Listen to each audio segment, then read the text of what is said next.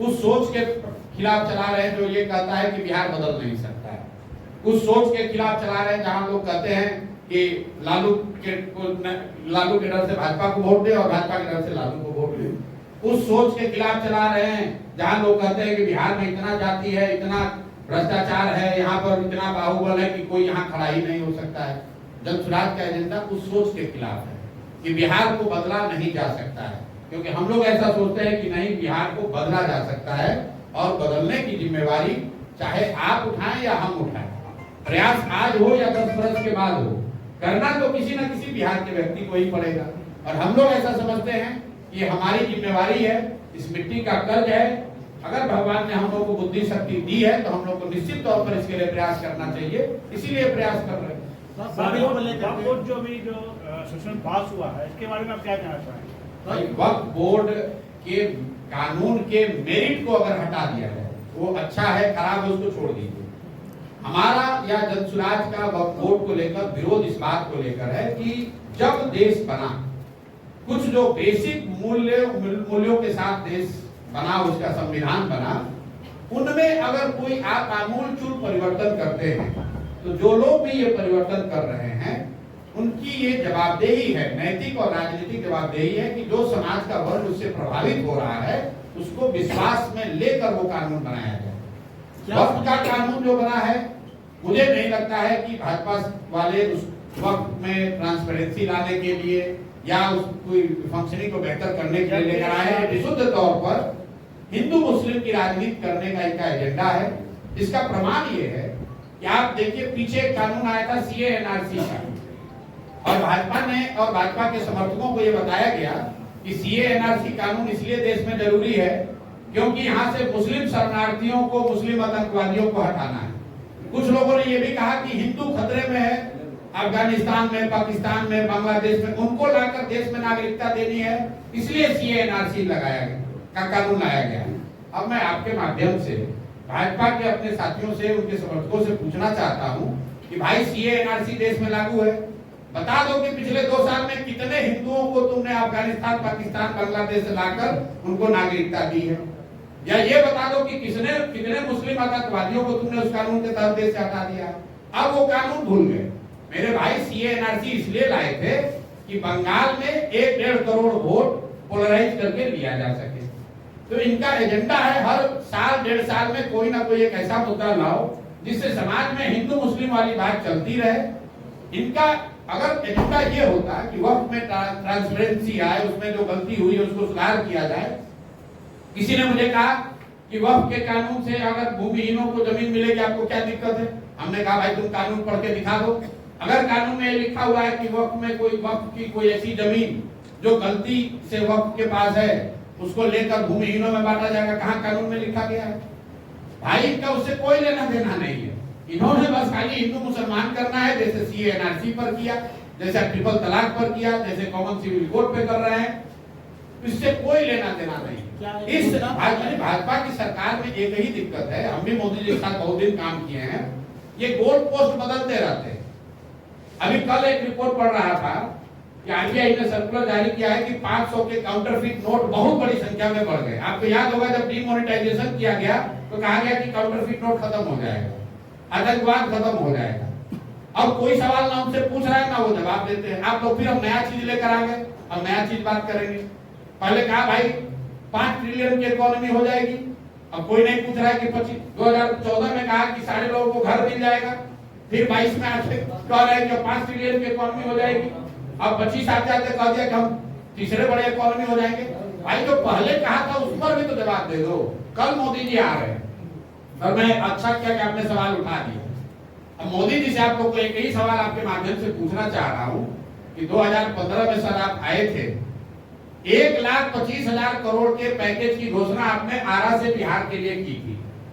2015 के बाद से लगातार दिल्ली में आप ही की सरकार है और बिहार में भी नीतीश और भाजपा की सरकार 10 में 7 साल रही है। तो कृपा करके ये बता दीजिए कि क्या आपने 1,25,000 करोड़ भेजा कि नहीं भेजा?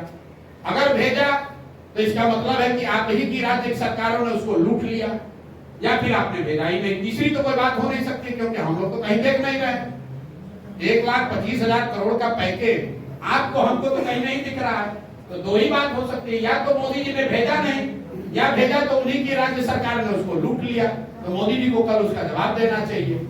सुनिए जरा, आप आ रहे हैं बिहार में मदद करने के लिए, देश के सबसे गरीब और पिछड़े राज्य बिहार में आप आ रहे हैं जनप्रतिनिधियों से संवाद करने के लिए।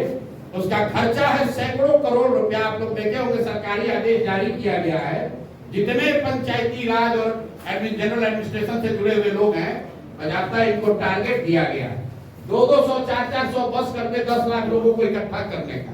ये पैसा कौन दे रहा है? ये पैसा आप और हम दे रहे हैं। मोदी जी बिहार के लिए कुछ करें ना करें, 10, 20, 25, 50 करोड़ रुपया हम लोग का लेकर सभा जरूर कर लेंगे और कोई सवाल पूछने वाला नहीं है। ये सरकारी खर्चे पर बिहार की गरीब जनता के पैसे से प्रचार कर रहे हो भैया। अरे भाई, भाजपा के अकाउंट में 3-4 हजार करोड़ रुपया पड़ा हुआ है। अगर सभा ही करना है तो भाजपा से बिल भरिए। बिहार की जनता से उसका पैसा काहे वसूल रहे हैं? जरा पूछिए तो पर यहाँ भागलपुर के डीएम से सीडीपीओ से कितना बस लेकर जा रहा है मधुबनी कल? आप लोगों ने पूछा है? बजाबता सरकारी आदेश जारी हुआ, सरकारी आदेश जारी हुआ है, सबको टारगेट फिक्स किया गया है कि कितने लोगों को लेकर बस लेकर पहुंचना है। कोई सवाल नहीं पूछ रहा है। चलिए, मोदी जी को तो आप नहीं पूछ सकते, प्रधानमंत्री हम मिलेंगे नहीं, कम से कम जो भाजपा का यहाँ लोकल लीडर है, जो एडमिनिस्ट्रेशन है, उससे तो पूछिए। आरटीआई तो लगाइए कि भाई कितना पैसा बिहार सरकार का खर्च हो रहा है इस पर। नीतीश कुमार जो अभी संवाद करने की स्थिति में नहीं है, उन्होंने शुरू किया महिला संवाद, उसका खर्चा टेंडर है 250 करोड़ रुपया। बताइए, जाते जाते गरीब बिहार जनता का 250 करोड़ रुपया लेकर महिला संवाद शुरू किए हैं।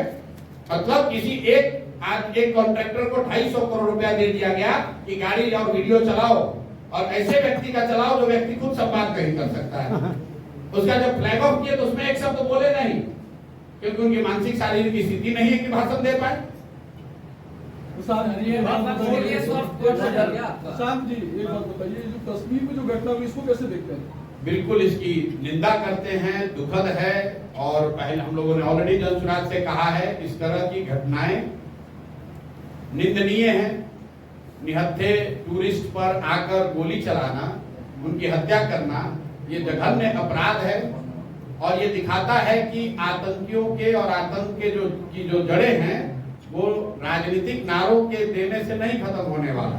जो बताया जा रहा था कि सब कुछ अच्छा हो गया, जरूर पीछे कुछ सालों में सुधार दिखा था, क्योंकि कश्मीर में जिस तरह का टूरिज्म बढ़ा है या कुछ इस तरह की घटना सुनने को नहीं आ रही थी, तो देश में एक भरोसा धीरे धीरे बनता जा रहा था कि लगता है कि आतंकवाद पर कुछ हद तक काबू पा लिया गया है। लेकिन कल जो घटना हुई है वो दिखा रहा है कि आतंक और आतंकवादियों की जो जड़ें हैं वो इतने कमजोर अभी नहीं है। बहुत लंबे संघर्ष की, शायद ऑल टाइम संघर्ष की जरूरत है। तो बिल्कुल इसकी हम लोग निंदा करते हैं, इसकी भर्त्सना करते हैं। जिन शब्दों में इसकी निंदा की जाए वो कम है। मुर्शिदाबाद पे चुप्पी क्यों है सर? किसकी चुप्पी? बंगाल किसकी चुप्पी?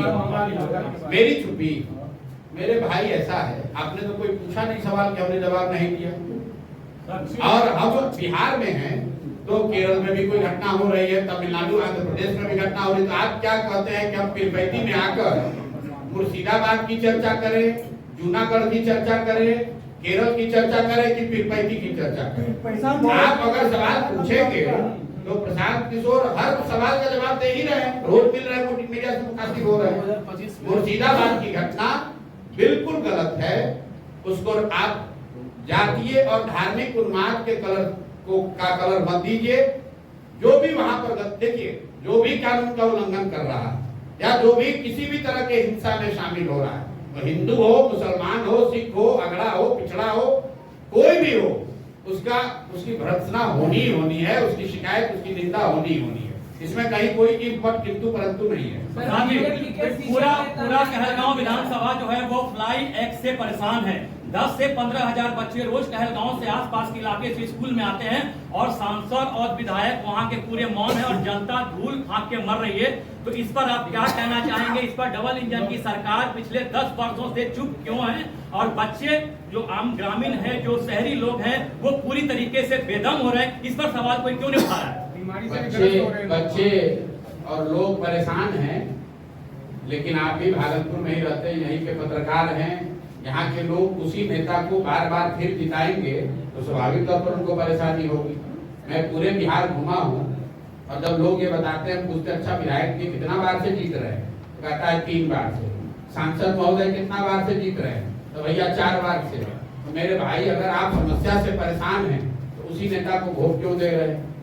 2014 में मोदी जी मोतिहारी में भाषण दिए, उस भाषण को लिखने वालों में भी हम लोग रहे होंगे।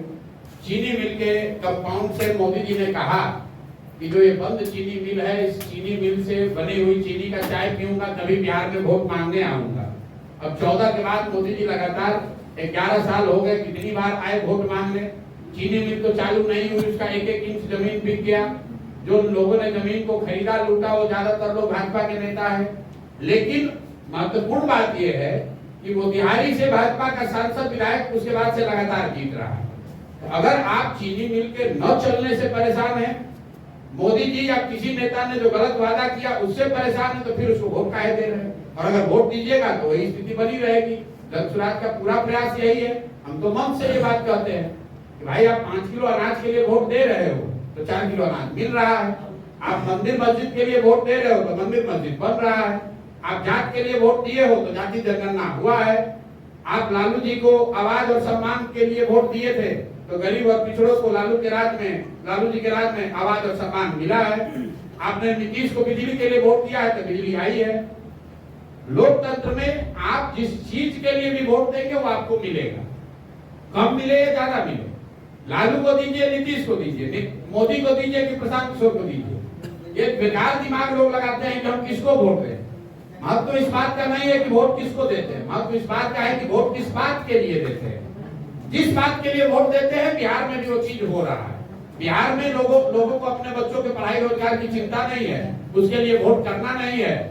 अभी देख लीजिए, अभी मुर्शिदाबाद पर सवाल हो रहा है, वोट पड़ेगा कश्मीर के नाम पर। वोट लोग देंगे गुजरात में बुलेट ट्रेन का कहानी सुन के, भैया गुजरात में बुलेट ट्रेन चलेगा और आप नरकटियागंज और फिर पैती में धूल फाकिएगा। 2025 में सब कितना मजबूत आप अपने आप को देख रहे हैं भाई? 2025 को लेकर 2-3 प्रेडिक्शन आप सुन लीजिए। हम जो पहले काम करते थे तो मेरी बातों को पत्रकार लोग बहुत गंभीरता से लेते थे। अब चूंकि हम खुद राजनीति में हैं, एक तरीके से स्टेक होल्डर है, तो आप लोग भी कहते हैं ये कैसे होगा। जब प्रशांत किशोर ने कहा कि बंगाल में भाजपा को 100 सीट नहीं आएगा तो नहीं आया। जब आंध्र में कहा कि जगन मोहन रेड्डी पूरी तरह हार जाएंगे तो 11 को सीट आया। बिहार में मैं जो अभी कहूंगा आप कहेंगे आप तो चुनाव के नेता इसलिए कह रहे हैं, लेकिन जो मेरी अपनी प्रोफेशनल समझ है, नवंबर में बिहार में नया चीफ मिनिस्टर बन जाएगा। नीतीश कुमार अब बिहार में चीफ मिनिस्टर नहीं बन पाएंगे किसी भी हालत में। इसकी गारंटी क्या होता है, लिख के दे देते हैं। दूसरी बात बिहार में 60% से ज्यादा आबादी बदलाव चाहती है।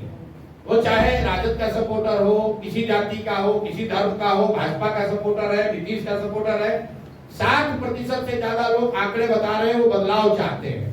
वो लालू नीतीश के इस राज से थक गए। इसका मतलब ये नहीं है कि 60% लोग जनसुराज को चाहते हैं, उस पर विवाद हो सकता है, उस पर अभी जनता को निर्णय लेना है। लेकिन 60% से ज्यादा लोग बिहार में बदलाव चाहते हैं। अब आप कहिएगा कब निर्णय लेंगे, तो डेटा और साइंस ये बताता है कि 25% वोटर, याद रखिए इस बात को, करीब 25% वोटर चुनाव के 3 दिन पहले 72 घंटे में निर्णय लेता है। तो आपके हमारे लिए जरूरी ये है जानना कि बिहार में बहुतायत संख्या में 60% से ज्यादा लोग बदलाव चाहते हैं। अब बदलाव के वाहक के तौर पर जिस पर भी उनका विश्वास बनेगा, जो भी सबसे ईमानदार और सशक्त विकल्प जनता को दिखेगा वो जीत कर पाएगा। एजेंडे में सबसे मजबूत आधार क्या है जो जनता आपको चुनेगी सर? भाई हमारे एजेंडे में सबसे मजबूत आधार ये है कि बिहार में जाति, धर्म, नाली, गली, 5 किलो अनाज से ऊपर उठकर शिक्षा और रोजगार की राजनीति होनी चाहिए। बिहार की जो सबसे बड़ी समस्या पलायन है उसकी बात होनी चाहिए। और आप देख रहे हैं कि पहली बार राजद और जदयू जैसे दल भी पलायन की बात कर रहे हैं। तो जनसुराज की क्या ताकत है ये तो आपको अभी दिख रही है। बिहार की राजनीति में पहले कभी पलायन पर आपने चर्चा सुनी हो, कभी शिक्षा पर बात सुनी हो तो बता दीजिए। पहली बार लोग शिक्षा और पलायन की बात कर रहे हैं, रोजगार की बात कर रहे हैं। ये जनसुराज की ताकत नहीं है।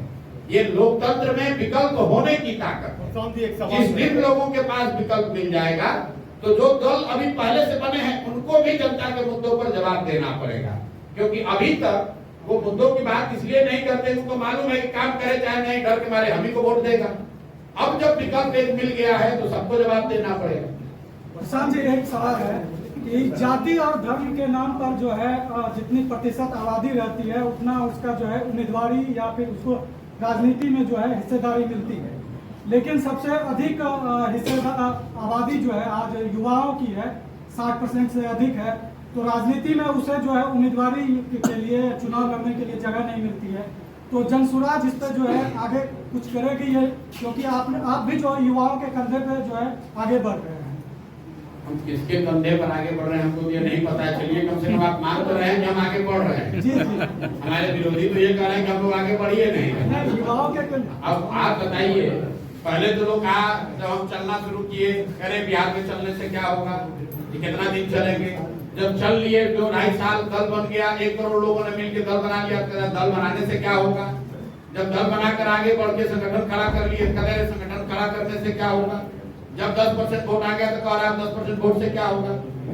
मेरे भाई, अगर हम लोग की नियत में, हम लोग के प्रयास में ईमानदारी है तो परिणाम मिलेगा ही मिलेगा। बात प्रशांत किशोर की नहीं है, बात जनसुराज की नहीं है। बिहार की जनता त्रस्त है, 30-35 साल से उसके सामने विकल्प नहीं है। अब एक विकल्प जो भी अगर सामने आ रहा है तो जनता उसको बहुत करीब से देखेगी, चर्चा करेगी। अब हम लोग की जिम्मेवारी है, अगर हम लोग के चरित्र में, हम लोग के व्यक्तित्व में, हमारे आचार विचार में वो प्रभाव होगा, वो सच्चाई होगी, वो ईमानदारी होगी तो जनता हम लोग को चुनेगी। अगर हम लोग में कुछ कमी रह जाएगी जनता नहीं चुनेगी। प्रशांत जी, एक सवाल है, इतनी बड़ी पार्टी आपकी, हमारी इतनी बड़ी पार्टी है, सृजन घोटाले पर आपने सवाल क्यों नहीं किया? इस बार कितने लोगों का खाता खुला भागलपुर में? इस बार सृजन घोटाला सबसे बड़ा घोटाला। भाई आप देखिए, हमने तो भागलपुर दंगों की भी बात नहीं की। तो जब हम राजनीति में उस समय थे ही नहीं, सृजन घोटाला जब हुआ या जब उसकी चर्चा हुई, हम तो चारा घोटाला की बात नहीं करते। सृजन घोटाला हम तो वही बात करेंगे ना, हम शराब माफिया की बात करते हैं, हम बालू माफिया की बात कर रहे हैं, हम भूमि सर्वे में राजस्व विभाग के द्वारा जो घर घर से उगाही हो रही है उसकी बात कर रहे हैं, हम नीतीश कुमार के शारीरिक और मानसिक हालात की बात कर रहे हैं, हम मोदी के पैकेज और पैकेज के न देने की बात कर रहे हैं। हमारे समय काल खंड में जो विषय होगा उसी की तो बात करेंगे।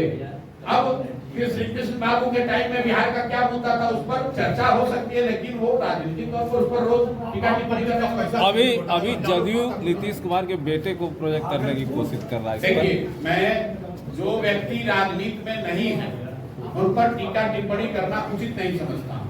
लालू जी के परिवार से भी जो उनके सदस्य राजनीति में नहीं है मैं उन पर टीका टिप्पणी नहीं करता हूँ। मैं जहाँ तक मैं जानता हूँ नीतीश जी के लड़के अभी राजनीति में नहीं है, और जब वो राजनीति में आए तब उस समय टीका टिप्पणी की जाएगी। ये तो पत्रकारों का अपना स्पेकुलेशन है कि अब आ रहे हैं, कल आ रहे हैं, परसों आ रहे हैं। जहाँ तक मेरी जानकारी है वो राजनीति में अभी नहीं है, जब आ जाएंगे तो लोकतंत्र है, सबका स्वागत है, इस समय चर्चा होगी उस पर। अभी एक आईजी प्रशासनिक अफसर लांडे विकल्प के तौर पर उन्होंने भी एक अपने दल का गठन किया। नहीं जानते हैं ज्यादा, शिवदीप लांडे सर नहीं जानते हैं साहब, इतने अफसर हैं, कितने लोगों को हम लोग प्रशांत जी, जानते हैं। भागलपुर की कोई समस्या मुद्दा आप क्यों नहीं उठाते? भागलपुर से इतना बड़ा इशू है। भागलपुर की किस समस्या, भागलपुर की कौन सी समस्या ऐसी है जो दूसरे जिलों की समस्या नहीं है? चुनाव में एक मिनट, आप कह रहे हैं भागलपुर की समस्या नहीं उठा रहे, क्या ध्वस्त शिक्षा व्यवस्था भागलपुर का विषय नहीं है? क्या यहाँ से गरीब लोगों के गरीब लोगों के पलायन का मुद्दा भागलपुर का मुद्दा नहीं है? क्या भूमि सर्वे में हो रहा जो भ्रष्टाचार है वो भागलपुर के लोगों का मुद्दा नहीं है? क्या घर घर बिक रही शराब और शराब माफिया भागलपुर का मुद्दा नहीं है? क्या बालू माफिया और बालू का अवैध कारोबार भागलपुर का मुद्दा नहीं है? या सीबीआई क्या